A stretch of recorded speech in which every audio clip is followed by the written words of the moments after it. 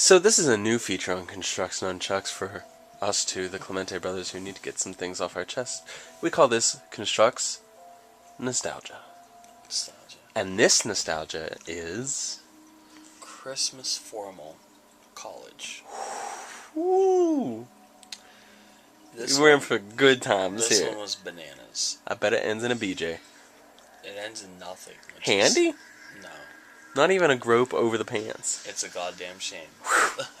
You were in college, right? Listen to this story. I'm just saying, I got questions. You'll know. You'll know why. Vicodin? No. Alright, moving on. I'm sorry. I'm sorry. It would be yes. I'm sorry. Moving on. Quick pretense. We had a Christmas formal. I joined a fraternity, Kappa Delta Rho. Hence your title. Correct. I was still pledging at the time, so I was technically called... Like $10 a year? No. I was called a nugget, which was a pledge. Anyways. Frats, ladies and gentlemen. Hey, I did it.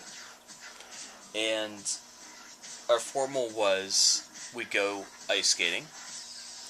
After that, we go back to the house. Could you skate? No. Okay. So, we knew about a couple weeks in advance, and me and my friend, roommate Ken, we were so well liked in the hall. Our whole hall was fantastic. Okay. Our whole hall was fantastic, just from the whole floor. Everyone knew each other, and everyone knew that we were fraternity guys. So this gorgeous girl, her name was Susan, last name withheld. She was just gorgeous. She had blonde hair. She had big, dull blue eyes. She had a great attitude. She was really friendly. She asked me to my Christmas formal. Could you paraphrase how she asked? I was playing NHL 98 and ignoring her with my feet up. On what? On PlayStation 1. No, on your feet up on what? On the shelf that we had it on. Okay. And she said, "Hey, is your Christmas formal coming up?" I said, "Yeah." And she goes, "Do you want to go with me?" I said, "Sure." Okay. Yeah, and she was gorgeous, and I did like her. This is not going to end well. No. Because I've never heard of this person until just now, Chuck's Chases. Yeah. This is a deep one. This is a deep cut. This is a deep If you're following us now, you are a true Chuck's Chaser. And let us know. Give us a detail from this story so we can send you a t-shirt when they get printed. So, we were all ready, and someone, when they rented vans to go down to the ice rink... So we're jumping to the night of... Correct. This is the night of the Christmas formal. I wore like an old, high school dance suit or whatever. Was it the white one? The all-white one? No, that was strong, though. That was a great suit. Pimpin'. It was cream. Anyways, that was a really cool one. I'd wear it today. Anyways, I'm gonna move this forward so it's not a 10-minute nostalgia. I don't think that's avoidable. But the pledges were planned to drive to and from BDDs. That's a pledge thing to do, so I was bummed out. An hour before the party, we found out because of insurance, no one else can drive but the person that rented the van. Sure, that makes... Of course, yeah. Success. They gave us the green light to do whatever the fuck we wanted. I was drunk at the ice arena. And this girl was so sweet. She held me. I don't know how to skate. She held me the whole time. They played Bee Gees for 2 hours. Solid. It was strong. Solid. How do you mend a broken heart? After listening to 2 hours of Bee Gees, you got to know the answer to that. Dude, it was such a perfect night. Oh my god. And she was really sweet and holding me up, and we're having a typical romantic sitcom good time, we're falling down on top of each other. This is Rocky right here. This is a great story. Oh my gosh. And I really liked her. And we went back to the house, and it was just a shit show from there, where it was the pressure of being a pledge that was off the leash, and I was always the pledge that would be the partier and the guy that would be cool, so the pressure was on. And then the guy that was actual bartender was bartending the Christmas formal, and he's giving me Boilermakers left and right, and I'm like, I don't know what these are, blah blah blah blah blah. I'm getting sick just thinking about that. It's gross. So next thing I know, this time's going to be a little sketchy here from now on, Chuck's Chasers. She's gone, isn't she, at this point? No, there was a bottle of Goldschlager. She really liked Goldschlager, so I bought her some. And I went to get the crystals out, smashed the bottle on the table. I'm like, hold on. Smashed the bottle everywhere. Ended up leaving. This is all I remember. Ended up leaving. We were at Acacia, which was across the street from us, at another party we were friends with. We were dancing, and we were kissing, and next thing I knew, I threw up in the corner. Tried to hide it. Time fast forwarded there. I remember falling over the sign of my college hall, running into it, and my knee breaking the sign where it said Elkin Hall. I busted that in half. And then walking up the stairs... With her still? No, she was gone, unfortunately. I know. I don't know what happened. So I ended up breaking the sign outside of Elkin Hall in half with my knee because I ran into it. Don't know how. It was like this, and I had all the space in the world to get into the hall. Maybe I was trying to jump it. I don't know.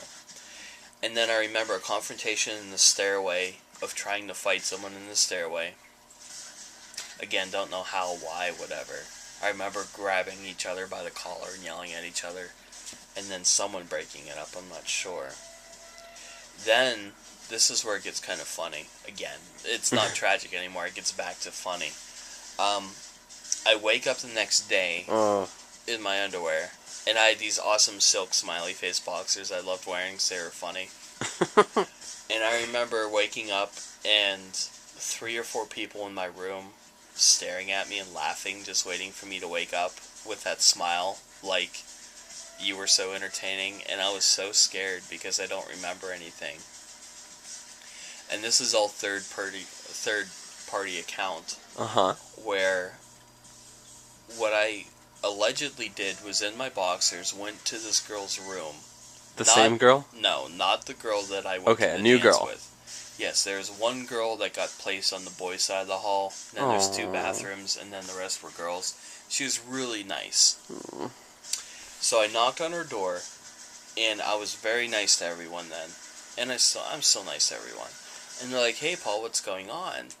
And she said I walked into her room, and I went up to her bed, because I slept on the top bunk of my room. And they were very nice and said, you can't sleep here. And I guess I went down, and I pissed in her garbage can. And she wasn't appalled. I pissed all over her Crow poster, which I had to replace, unfortunately. And then I went back up into her bed, and she very politely said I couldn't sleep there, and I twisted it on her that she couldn't sleep with me.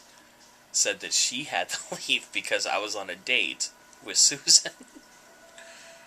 And I'm not sure how it got convoluted. And then they basically babysat me all the way back to my room and put me to bed in my underwear. I guess I was aroused too. So, in silk boxers. So You put on a silk boxer, you know what you're asking for. I mean, come on now. That's instant. So, ladies, I bust into her room, pissed in her garbage can, told her she couldn't stay in her own room, and then got a boner and had to be walked back to my house. And then, Construction on Chucks fully endorses boners. And then when I woke up the next day, she was in my room waiting to tell me the story because she thought it was funny. And then that day was Parents' Day. No. And she told her parents thinking the story would be funny. And her parents said, oh, you're the young man that pissed all over my daughter's things. And I was playing NHL 98. I was like... You're like, yep. Very nonchalantly. Yep. Feet up on the shelf. Yep. I was like, back where we started. Yep. Paul, thank you for taking on us on this magical ride. I really appreciate you sharing all that. of it's true. And Susan, anything you want to say to Susan? Susan, if you're out there, I really, really liked you, and please don't take it personally. My disassociation with that night afterwards, I was very embarrassed, and I thought disassociating me with that would make it easier. And if I can just add, Susan, if you haven't yet seen the other nostalgias, I mean, just please review them, and you'll see that we have a really pretty unfortunate habit in our past of using alcohol to escape, as many people do, to escape issues and events. I'm sorry you were a part of that. I hope she's probably married. Yeah, I guarantee it. Anyway, guess what, Paul? This nostalgia was indeed 10 minutes. Fantastic. Thanks for sticking with us, Ryan. He has a boner now.